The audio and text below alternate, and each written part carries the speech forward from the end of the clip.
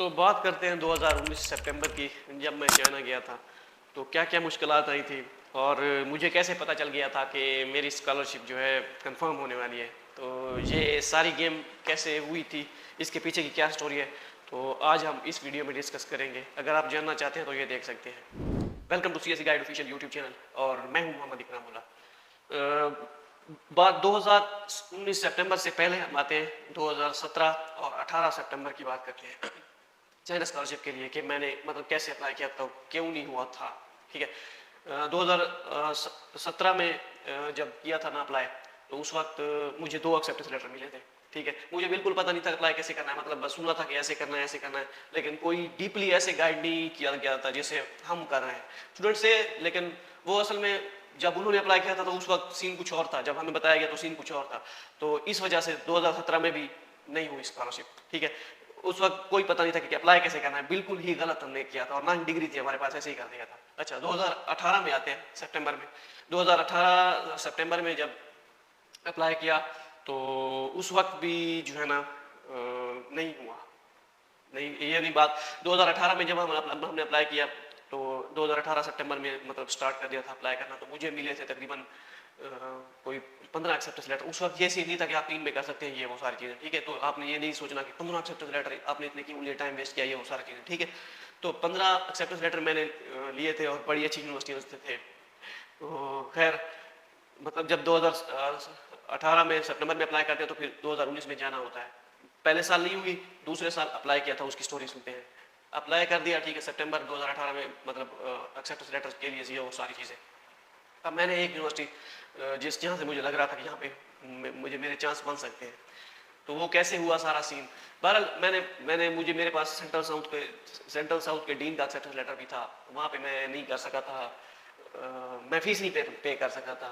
तो भाई रियलिटी है जो सब कुछ सबको बतानी चाहिए, जो आप हैं वही आप सबको बताएं, क्योंकि मैं उस वक्त फी अफोर्ड नहीं कर सकता था, मेरे पास इतनी फीस नहीं थी। आपको पता है कि जब मैं 2016 में ग्रेजुएट हुआ था, बीएस कंप्यूटर साइंस मैंने की थी, तो उसके बाद 3-4 साल किसी जगह इंटर्नशिप करना, ये वो सारी चीज़ें। ठीक है, फ्री तो खैर नहीं थी, मतलब पेड थी। तो उसके बाद वो फिर ख़त्म हो गई इंटर्नशिप। तो बस कुछ मतलब हालात डामाडोल थे, कुछ भी हमारे पास नहीं था। मैं फीस पे नहीं कर सकता था, लिटरली मैं फीस पे नहीं कर सकता था, कुछ भी नहीं था मेरे पास। आगे मैं आपको बताता हूँ क्या था। अच्छा, बात मतलब मैंने फिर तीन तीन यूनिवर्सिटीज़ में अप्लाई, वैसे मसला नहीं था, उसी साल ही आया था जब हमने मतलब ये जनवरी 2019 में, हाँ 2019 में आया था कि आप सिर्फ 3 में कर सकते हैं। लेकिन पोर्टल सबमिट होते थे, चाहे आप 10 में करें 15 में करें, ये मैं आगे आपको बताता हूँ कैसे। तो हमने डर के मारे 3 में ही अप्लाई किया। ठीक है, कर सकते थे तो 3 में अप्लाई किया। 3 में जैसे ही अप्लाई किया तो मुझे जहाँ पे मेरा स्टेटस चेंज हुआ वो था दालियन जोतांग यूनिवर्सिटी, जहाँ पे मैं अभी मेरी स्टडी कंप्लीट होगी। ठीक है, 2019 की बात है, आप कहेंगे कि अभी भी ये है, मैं आपको बताता हूँ क्या सीन है। सही है, तो 2019 के जुलाई सॉरी अप्रैल में मेरा स्टेटस चेंज होता है। ये इसमें क्या कहते हैं, इन प्रोग्रेस में स्टेटस चेंज होता है, इन प्रोग्रेस में। उस वक्त मैं लाहौर गया हुआ था, तो किसी जॉब के सिलसिले में जॉब ढूंढने गया हुआ था, जॉब मिली नहीं थी। ठीक है, तो खैर मेरा फिर 1-2 टेस्ट थे, मुझे वापस आना पड़ा, मैं फिर वापस आ गया था लाहौर से। तो उसी वक्त मैंने प्रोफेसर को बताया कि मेरा वहीं पे इन प्रोग्रेस हुआ था, स्टेटस में मुझे लाहौर था। तो मैंने उस प्रोफेसर को कहा कि यार ये ऐसे ऐसे है, तो अब तुम पता करवाओ कि ये क्या सीन है, पीछे क्या गेम है, मेरा स्कॉलरशिप होगी कि नहीं। अच्छा, खैर उसने मुझे कहा कि मैंने अपने लीडर से पता किया है, तो लीडर कह रहा है कि तुम टॉप पे हो, मेरा कहा है कि तुम टॉप पे हो, तुम्हारी स्कॉलरशिप कंफर्म है। अब ये तो मुझे यकीन नहीं हो रहा था, क्योंकि इससे पहले मैंने बहुत चीज़ें सुन रखी थी कि प्रोफेसर की बातों पर एतबार नहीं करना। अच्छा, तो मुझे यकीन नहीं हो रहा था, लेकिन वो कह रहा था कि आप 2 लड़के हो कंप्यूटर साइंस के, एक लाओस का है, लाओस कंट्री है छोटा सा। मैं समझ रहा था कि ये लाओस वो उसका है, लॉस एंजलिस। ठीक है, तो उसने कहा कि एक वो है, एक तुम है, वो दूसरे नंबर पे हो, तुम पहले नंबर पे हो, आपकी स्कॉलरशिप कंफर्म है, तकरीबन कंफर्म है, इस मरतबा कंप्यूटर साइंस को स्कॉलरशिप देंगे। तो मुझे खैर यकीन नहीं हो रहा था कि प्रोफेसर ऐसा ऐसा कह रहा है, क्योंकि आपको पता है कि मैंने बहुत सी कहानी सुन रखी थी कि ये बाद में गेम करवा जाते हैं। ये वैसे कि उनको कुछ कसूर भी नहीं होता, कि उनको पता भी नहीं होता।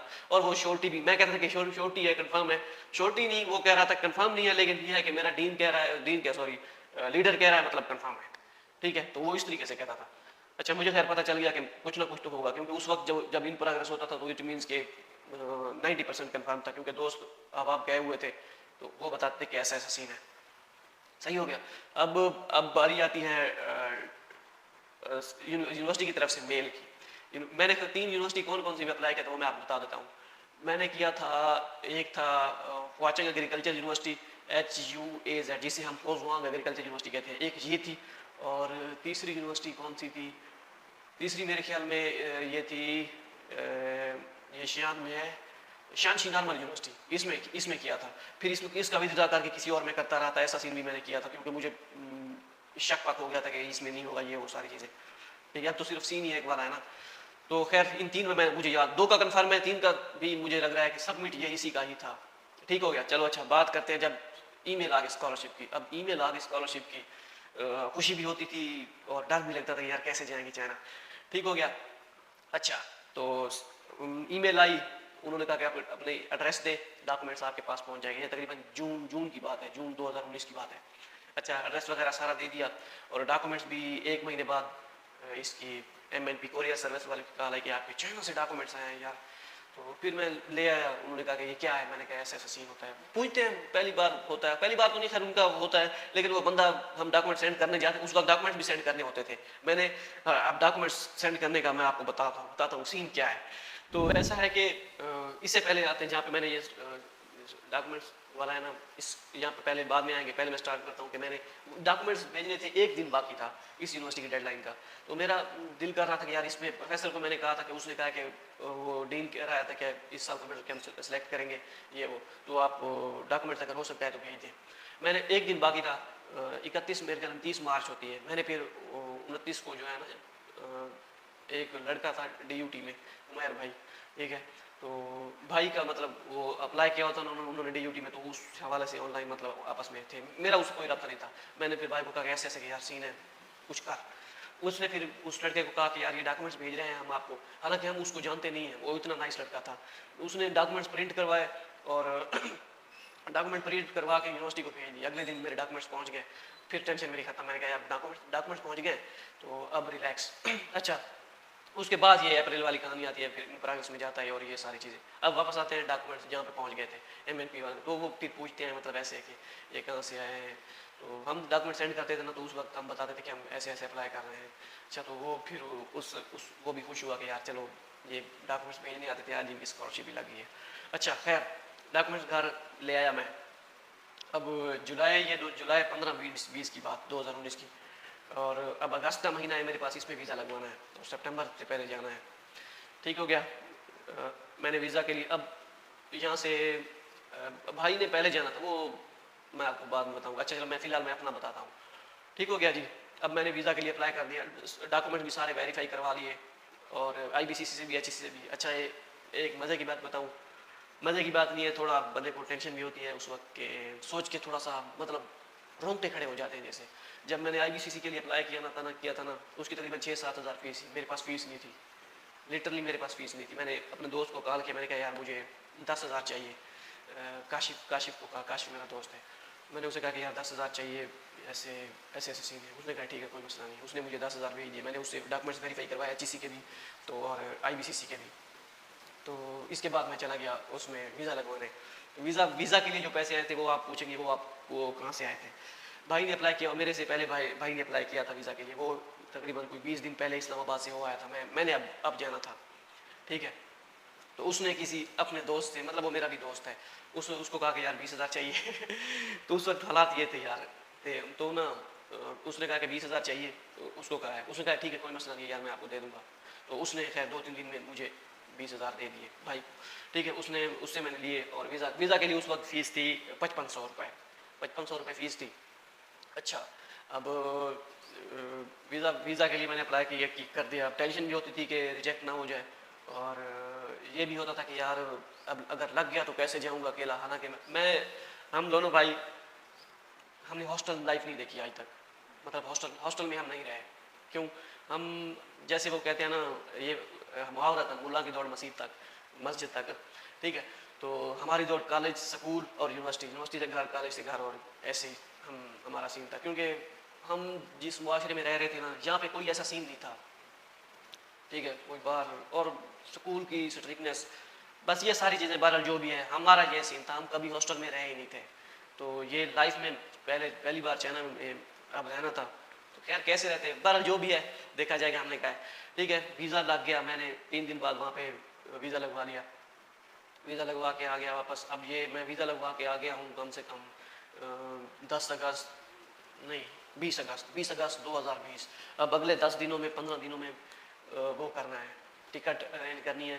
15 सितंबर से पहले पहले पहुंचना था, क्योंकि 15 सितंबर से पहले पहले पहुंचे तो उस महीने का हाफ स्टाइपेंड, फुल स्टाइपेंड मिलता, वरना हाफ स्टाइपेंड मिलता उस महीने का। ये मैं क्लियर कर दूं, उसी महीने का हाफ और फुल का हिसाब होता है। ये नहीं कि आपकी लॉन्ग टर्म हाफ हो जाती है अगर आप लेट पहुंचे। ये एक सवाल भी स्टूडेंट्स ने पूछा हुआ था। अच्छा खैर, अब 10 दिनों में अरेंज करना है टिकट के लिए पैसों का। अब मैं हालांकि मैं किसी को भी नहीं जानता टिकट कैसे करवानी है, क्या करवानी है, मुझे कुछ भी नहीं पता। ठीक है। और एक लड़का था, उसने DUT जाना था, रिजवान भाई। रिजवान हमारे इसे मुल्तान का ही था। मैं नहीं उसे जानता था। भाई ने HEC का टेस्ट दिया हुआ था, उन्हें इंटरव्यू के लिए कॉल की थी, तो वो देने गया था। वहाँ पे उनकी मुलाकात हुई थी। तो वहाँ से फिर वो एक दूसरे से टच में हुए थे, मतलब मुलाकात हुई थी। मैं जानता नहीं था कौन है कौन नहीं। उन्होंने DUT जाना था, उसको फिर उसने टिकट करवा ली थी ऑलरेडी। भाई ने उसे कहा कि यार ऐसे ऐसे भाई ने भी जाना है, तो ये इसने टिकट करवानी है, ये कैसे क्या सीन है। उसने कहा कि यार मैं आपको एजेंट का नंबर देता हूँ, सॉरी अकाउंट नंबर देता हूँ, मैं उसे बात करता हूँ कि अगर कोई सीट है तो आप ले लो। अच्छा, तो उसने उसने उसने मेरे ख्याल में 80,000 की ली थी या 84,000 की, क्योंकि उसने मेरे से 2 दिन पहले ली थी। मुझे जब उसने कहा कि यार इस अकाउंट में जो है ना 90,000 डिपॉजिट कर दो। 90,000 की टिकट उस टाइम मैंने ली थी। अब सवाल आ गया कि ये 90,000 कहाँ से आया। तो इसकी भी एक कहानी है। तो भाई का एक और दोस्त था, उसका नाम मोहम्मद इशफाक, ये लिया के और फतेहपुर दोनों के हैं। तो इशफाक को कॉल की, उससे पहले एक 2 वीक भाई अपने सिलसिले में कह आया था कि यार मुझे ऐसे ऐसे पैसे ज़रूरत होंगे। तो पैसे उसके पास गए, उसने कहा कि कितने चाहिए। भाई ने कहा कि यार मुझे ₹1,00,000 चाहिए। उसने कहा कि ये सामने मेरे लाख पड़े हैं। हफ्ता 2 हफ्ते पहले की बात, मतलब उससे उस दिन से जब मैं बात कर रहा था। उसने कहा कि ये ₹1,00,000 पड़े हैं यार, अभी लेने हैं तो ले जा, वरना कल का कोई पता नहीं है मेरे पास कितने होंगे, ये होंगे या नहीं होंगे।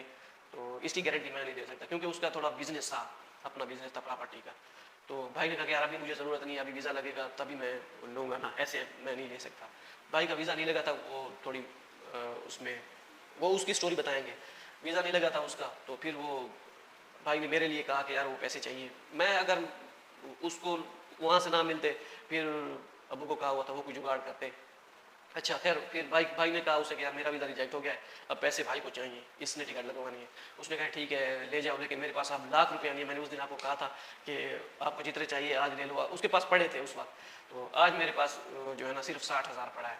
अच्छा, 60,000 उसे लिया और बाकी इधर उधर से करके टिकट अरेंज करवाई।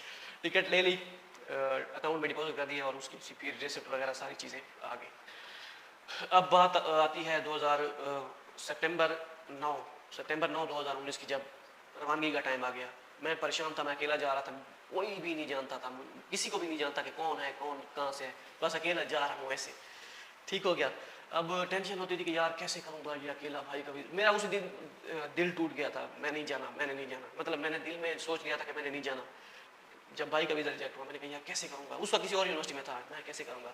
फिर मैं ऊपर से देखता था कि यार हालात देखो, अपने हालात देखो, हालात बिल्कुल भी बिलीव करें, हालात बिल्कुल इजाज़त नहीं दे रहे थे। तो मैं सोचता था कि ऐसे ये कैसे होगा। मैंने कहा यार चल 60-70 हज़ार मिलेगा ना, घर भेजते रहेंगे, कोई मसला नहीं है, अब जाना पड़ेगा, वरना पाकिस्तान में कोई भी मुझे फ्यूचर नज़र नहीं आ रहा। अच्छा खैर आ गया 9 सितंबर, या इस 9 सितंबर 2019 को बनता था 10 मुहर्रम उल हराम। तो मेरी 10 को थी टिकट। तो हमने एक सोचा कि एक दिन पहले जाते हैं, मतलब मेरी टिकट थी सुबह 10 सितंबर 2019 9 बजे, सुबह 9 बजे। तो हमने सोचा कि हम जो है ना 8 बजे रात को, पहले 8 बजे पहुंच जाते हैं, क्योंकि जलसे जुलूस और मुहर्रम में फिर वो रास्ते ब्लॉक ना हो, इस वजह से हमने सोचा पहले। खैर हम पहुंच गए। जब यहाँ से निकलने लगे, पूरा मोहल्ला देख रहा है, यकीन करें मैंने जब देखा यार वो सीन मुझे ज़िंदगी में नहीं भूल सकता कभी भी। अब मैं देख रहा हूँ हमसाए हैं सारे, और वालिद साहब, वालदा, सबकी आंखों में आंसू। अब मैं लिटरली देख नहीं सकता था, मैं खुद नहीं देख रहा था। अगर मैं देखता तो शायद मैं भी रोने पर लग जाता। खुद से मुझे मसला नहीं हो रहा था, जब देखता था ना बंदा एक दूसरे को देखता है, यार ये हो रहा है, पता नहीं क्यों हो रहा है, तो रोने लग जाओ। अच्छा, मैंने खैर बड़े अपने आप को कंट्रोल किया और जल्दी जल्दी गाड़ी में बैठ गया। देख रहा हूँ ऐसे सारे खड़े हैं, सारे देख रहे हैं जैसे कोई जो है ना MP MLA आ रहा है। अच्छा खैर जो भी है उनका प्यार है, खलूस है। रवाना हो गए हम जी, रवाना हो गए और अब वहाँ पे पहुँच गए। जब मैं वहाँ पे पहुँचा, इसमें क्या कहते हैं, एयरपोर्ट पे, मैंने देखा छोटे छोटे बच्चे हैं, बैग बैग लेके आराम से बड़े जा रहे हैं और वो खुशी खुशी जा रहे हैं। मैंने कहा यार क्यों बहुत टेंशन ले रहा है। मेरे साथ भी मेरा दोस्त भी था अली, मैं तस्वीर भी साथ लगा दूंगा अगर मेरे पास हुई तो, मैंने एक वो खींची थी। तो अली अली को मैंने कहा कि यार ये देखो मुझे टेंशन हो रही है, तो ये कैसे, देखो आराम से जा रहे हैं, ये क्यों जा रहे हैं ऐसे आराम से तो उसने कहा कि यार टेंशन ना ले तू जा बस। अच्छा खैर वो मुझे वहाँ पे सी ऑफ कर दिया, मैं बैठ गया। अब जैसे जब मैं इंटर होने लगा तो मेरे पास मिठाइयाँ थी। वो उमैर भाई जो है ना जिन्होंने मेरे डॉक्यूमेंट भेजे थे, उसने कहा कि यार मेरे लिए बर्फ़ी लेके आनी है और हलवा। हलवा मैं तो नहीं ले सकता था, उसने कहा कि मुल्तान का चाहिए हलवा, तो उसका बनता था भाई, उसने डॉक्यूमेंट भेजे थे। अच्छा मैंने रिजवान को कहा कि जो मेरे साथ गया था, रिजवान भी मेरे साथ था, सिर्फ रिजवान मेरे साथ था और कोई नहीं था। तो ठीक है, रिजवान को मैंने कहा कि यार हलवा लेके जाना है, वो उमैर भाई को देना है।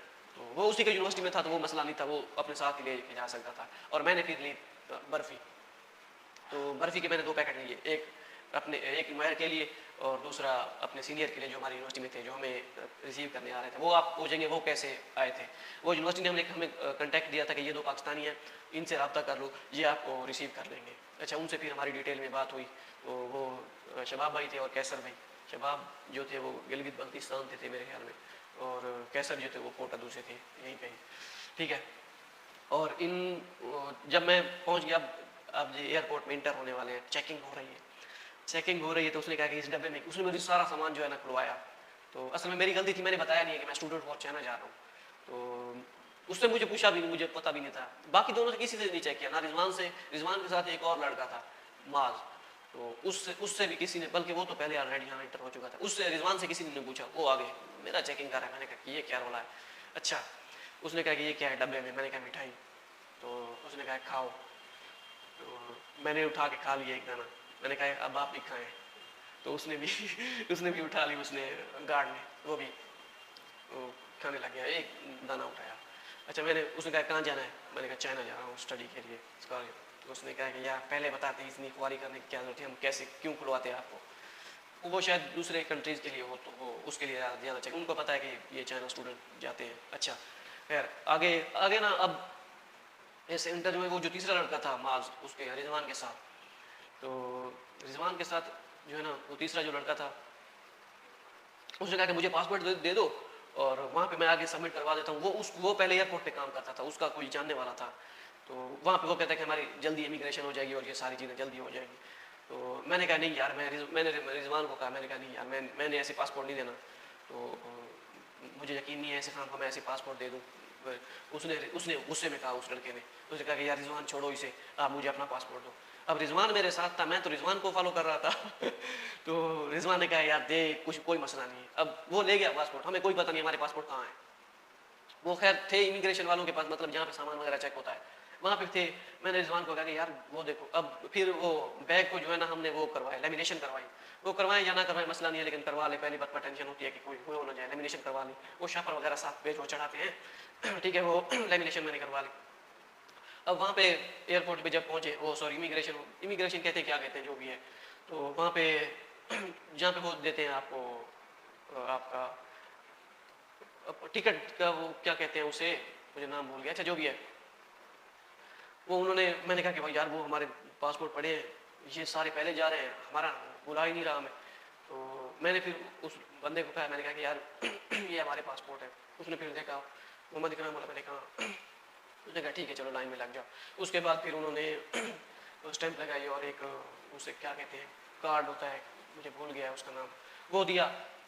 और हम फिर आगे लाइन में दूसरी, जहाँ पे वो एक दूसरी लाइन भी होती है जिससे आगे फिर जहाज़ की तरफ जाते हैं, एरोप्लेन की तरफ। वहाँ पे अब हम खड़े थे, लाइन है अच्छी खासी, वहाँ पे थोड़े 1 से 2 स्टाफ कम था। अब पाकिस्तानी क्या कर रहे थे, जो पाकिस्तानी थे ना, वो एक लाइन बनी हुई थी, उन्होंने कहा कि लाइन से आगे मतलब ना आए, इससे पीछे पीछे रहें, थोड़ा सा वक्फा करके हम बुलाएंगे एक एक, तो आगे चलते जाइएगा, ठीक है। वो थी मेरे ख्याल में इमिग्रेशन, हाँ वो थी। इससे पहले जी तो थी, उसका मुझे नाम भूल गया है। अच्छा, वहाँ पे एक आई गोरी औरत, उसने देखा कि पाकिस्तानी जो है ना सारे वो लाइन से आगे जा रहे हैं। उसने ऊंची आवाज में कहा, मतलब वो हमारे जैसी मुसाफिर थी कि आप इससे आगे क्यों जा रहे हैं, आप यहीं पे रुके, जब लाइन बनी हुई है लिखा हुआ है कि आगे ना जाए तो आप क्यों जा रहे हैं। तो हम तकरीबन हम आधा घंटा पौना घंटा वहाँ पे खड़े रहे थे, वो स्टाफ की कमी थी शायद थोड़ी बहुत। तो खैर हम आगे चले गए। अब हम वेटिंग एरिया में पहुँच गए। वेटिंग एरिया में मैं, रिजवान और मैं। अच्छा, उसके बाद इससे पहले रिजवान इससे एक घंटा पहले आते हैं। वहाँ पे एक तीसरा लड़का, मतलब जो हमारे साथ था, उसका नाम था सनाउल्लाह, जो मेरा रूममेट बना था। तो सनाउल्लाह जो है ना हमारी यूनिवर्सिटी था, मुझे नहीं पता था कि ये हमारी मेरी यूनिवर्सिटी से है। जब उसने टिकट वगैरह करवा ली, यूनिवर्सिटी वालों ने बता दिया कि ये स्टूडेंट्स है, तो उसने फिर मुझसे रब्ता किया था कि यार मैं भी इसी यूनिवर्सिटी में जा रहा हूँ और मैंने भी टिकट बाय कर ली है। और मैंने कहा टिकट बाय कर ली किस दिन की, उसने कहा कि इस दिन की। तो मैंने कहा मैंने भी बाय कर ली है। मैंने कहा अपना वो फ्लाइट नंबर बताओ, उसने कहा ये। मैंने कहा मेरा भी यही है। तो बाई चांस हमारी सेम ही फ्लाइट बन गई, एक ही यूनिवर्सिटी में जा रहे हैं, सेम फ्लाइट। अच्छा, मैंने उससे पूछा कि तुमने कितने की लिए टिकट, उसने कहा कि मैंने 1,10,000 की ली है। मैंने कहा मैं तो ठीक रह गया, मुझे 20,000 बच गए यार। तो वो एजेंट्स खरीद के रख लेते हैं ना, फिर वो अपने डिमांड पे भेजते हैं अगर लेट लें। शायद उसने लेट ली हो, कुछ हो। वो पिशावर, वो करक का था, पठान था, तुम भाई, ठीक है। तो उसने मुझे कॉल की, उसने कहा कि यार मुझे, वो बहुत एक्टिव था, बहुत एक्टिव था, सनाउल्लाह बहुत एक्टिव था। तो मैं अब बाहर वेट कर रहा था, मतलब कि हम जाएंगे आगे। वो एक दो लड़के का वेट कर रहा था, कोई और थे पता नहीं, मैं नहीं जानता। अच्छा, तो उसने मुझे कॉल की, हाँ इकराम कहाँ हो, सनाउल्लाह ने। मैंने कहा यार मैं तो बाहर खड़ा हूँ। तो उसने कहा कि यार मैं तो अंदर इंटर हो चुका हूँ, आप क्यों बाहर खड़े हो। मैंने कहा यार मैं तो ऐसे ऐसे। उसने कहा नहीं यार बस तू आ जा आ जा। अच्छा, तो खैर अब जब हम अंदर इंटर होने लगे तो पीछे मुड़ के देखने का दिल नहीं करता था, पीछे सारे खड़े हैं देख रहे हैं, बहुत हमारा रश होता है, ऐसे लाइन बनी होती है, सब सी ऑफ करने आए होते हैं। अच्छा खैर हम इंटर वेटिंग एरिया में इंटर हो गए। मतलब ये जो पहले बता रहा था ये पहले आता है। वेटिंग एरिया तक कोई नहीं आता आपके साथ, घर वालों के साथ। वेटिंग एरिया में पहुंच गए। अब मैं सनाउल्लाह को मैंने देखा हुआ नहीं है, फिजिकली देखा हुआ नहीं है, WeChat पे उसकी तस्वीर लगी हुई वो नज़र नहीं आ रहा था, कैसे बैक साइड पे थी। तो मैंने किसी और कोई और लड़का बैठा था, मैंने कहा सनाउल्लाह, उसने कहा नहीं। वेटिंग एरिया में मैं पूछ रहा हूँ। तो उधर से उस साइड पे बैठा था, उसने सुन लिया आवाज़। तो उसने कहा मैं हूँ सनाउल्लाह। मैंने कहा ठीक। उसके साथ फिर थोड़ी गपशप लगाई। अब रिजवान, मैं और एक चौथा लड़का था जिसका मैंने आपको बताया था, उसकी खैर आपस में मतलब अंदर में कुछ थी दोस्ती यारी, क्योंकि वो एयरपोर्ट में काम कर रहा था, करता रहा पहले। तो वो किसी और तरीके से अंदर दाखिल हो गया था। कोई और तरीका मतलब ये है कि वो उसका कोई दोस्त भाई बंधु था, वो खैर एंटर हो गया था। अब वो एंड टाइम पे आया था। हमने कहा कि पता नहीं वो कहाँ गया है, उसका क्या होगा यार, उसका पता करो ये वो। तो रिजवान ने कहा कि यार वो आ जाएगा, उसका दोस्त भाई बंधु है यहाँ पे। अच्छा, अब इंटर हो गए। अब फ्लाई करने का वक्त आ गया, पहली बार जहाज़ में बैठ रहे हैं और फ्लाई हो गए, फ्लाई कर लिया। हमारा स्टे था पहले शियान में 15 मिनट, उसके बाद सीधा दालियान, बस यही, कोई स्टे वगैरह नहीं था, मतलब यही 15-20 मिनट का था शायद। बस वहीं पे ही उतरे 15 मिनट के लिए, फिर दालियान। अब हम रात को तकरीबन 9 बजे पहुंच गए थे। 9 बजे पहुंच गए थे और रिजवान के लिए जो है ना एक स्टूडेंट आया हुआ था, रिजवान के लिए वो, उसने चाइनीज़ था वो, उसका प्रोफेसर ने भेजा हुआ था। उसने पोस्टर पे लिखा हुआ था जैसे हम फिल्मों में देखते हैं, उसने ऐसे एक पोस्टर उठाया हुआ है और उस पर ऊपर लिखा हुआ है रिजवान। तो अब हमने देखा, हमें तो कोई नहीं लेने आया। ठीक है, तो खैर इतना मसला नहीं होता, टेंशन ना लें, ठीक है। बाहर जैसे हम निकले, अब 5 मिनट वेट किया तो कोई नहीं आया। सनाउल्लाह जो था ना वो बहुत एक्टिव था, वो आके चला गया एक पुलिस वाले के पास, उसके पास शबाब का नंबर था, मेरे पास भी था। आप ऐसा जब भी जो भी जाए वो मतलब नंबर चाइना वाला उनके पास हो, ठीक है, वरना वो मसला नहीं होता, हॉटस्पॉट ऑन करवा के कॉल बंदा कर सकता है। तो उसने पुलिस वाले से वो फ़ोन लिया और शबाब को कॉल कर दी, शबाब भाई को। उसने कहा कि यार बस 1 मिनट, अब हम आ रहे हैं। वो हमने देखा साइड पे वो आ रहे थे, कैसर भाई और शबाब भाई हमें लेने के लिए। ये तकरीबन रात के 9 बजे की बात है, ठीक है। अब रिजवान ने जाना था, रिजवान को हलवा तो खैर उसके पास था, अब बर्फ़ी देनी थी उसे। फिर बैग सारा खोला, रिजवान को मैंने बर्फ़ी दी। मैंने कहा चल तू जा, हम भी जाते हैं, तेरे रास्ते जुदा मेरे रास्ते जुदा, ठीक है। DUT 5-10 किलोमीटर साथ ही थी हमारी यूनिवर्सिटी के। तो अब यूनिवर्सिटी पहुंच गए। यूनिवर्सिटी रात को पहुँचे, गेट बंद था, तो उन्होंने खैर अपने हिसाब से फिर खोला, सीनियर्स थे हमारे शबाब भाई। तो यहाँ पे अब हम चाइना में लैंड कर चुके हैं ऑफिशियली, अंदर गए हैं। अब पहली बार रूम में, मतलब जो हमारी डॉर्मेटरी बनी थी ना, वो नई थी, उसमें मैं अकेला, अब रात को अकेला, उस वक्त मुझे बिलीव भी कोई टेंशन नहीं होती थी, रात को मैं अकेला रह रहा हूँ। 2-3 दिन तो अकेले ही मतलब स्टे किया, रात को अकेला। खाना खाना मेरे ख्याल में खाने का क्या किया था, खाने की भूख ही नहीं थी, तो हमने खाना नहीं खाया। तो यहाँ पे करते हैं स्टोरी को एंड, और नेक्स्ट फिर स्टार्ट करेंगे, अगर आप बताएंगे कि वहाँ पे क्या क्या मसले मसाइल कुछ होते हैं खाने के। मेरा एक दफ़ा एटीएम कार्ड जो है वो इसमें एटीएम मशीन में जो है ना वो फंस गया था, तो उस वक्त स्कॉलरशिप भी आनी थी 3,000 6,000, मतलब 2 महीने की इकट्ठी। तो वो बताऊंगा वो क्या सीन था और कैसे था नेक्स्ट वीडियो में। अगर आपको अच्छी लगी है वीडियो, आप वीडियो को लाइक कर दें अगर करना चाहें तो, इससे रीच थोड़ी बढ़ती है। सब्सक्राइब करें या ना करें कोई मसला नहीं, अगर कमेंट में बताएंगे आगे चाहिए तो मैं दूसरा पार्ट भी इंशाल्लाह जो है इसका बनाऊंगा, तो कि वहाँ पे क्या क्या एक्सपीरियंस होता है, क्या आपने करना है, क्या लर्न करना पड़ता है, तो ये सारी चीज़ें, कैसा माहौल है, चाइनीज़ कैसे हैं, ये सारी चीज़ें मैं आपको नेक्स्ट वीडियो में बताऊँगा। ठीक है, अगर आपको वीडियो पसंद आई है तो आप ये लाइक कर दें, सब्सक्राइब करें या ना करें कोई मसला नहीं। ओके, मिलते हैं नेक्स्ट वीडियो में, और दुआ में याद रखिएगा। अल्लाह हाफिज़।